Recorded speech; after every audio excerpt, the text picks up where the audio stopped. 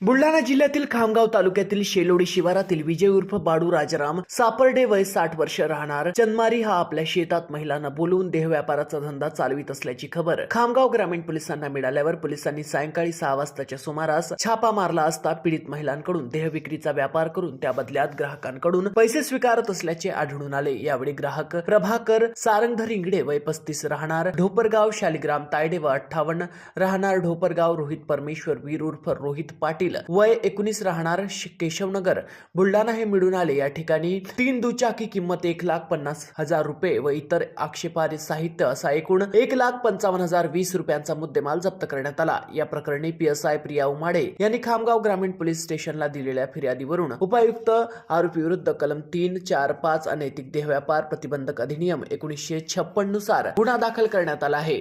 सदर कारवाई बुलढाणा स्थानीय गुन्हे शाखेच्या पथकाने केली असल्याने व सदर घटना खामगाव ग्रामीण पोलीस स्टेशन हद्दीत येत असल्याने सदर घटनेची गंभीर दखल घेऊन बुलढाणा जिल्हा पोलीस अधीक्षक निलेश तांबे यांनी तात्काळ त्याच दिवशी संध्याकाळी खामगाव ग्रामीणचे ठाणेदार सह 2 कर्मचाऱ्यांची तडकाफडकी बदलीचे आदेश काढून त्यांना बुलढाणा मुख्यालय येथे ठेवले आहे। महाराष्ट्र TV 24 करिता सचिन पाटील, अकोला, बुलढाणा।